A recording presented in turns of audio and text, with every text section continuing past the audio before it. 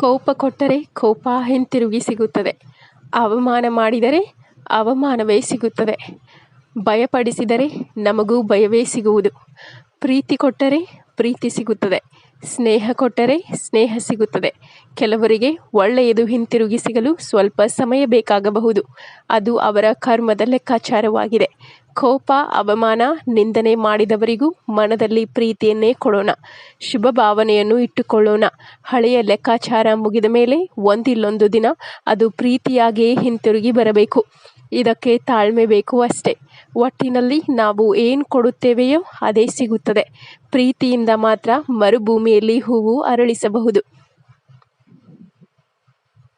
Please subscribe to my channel. Thanks for watching the video.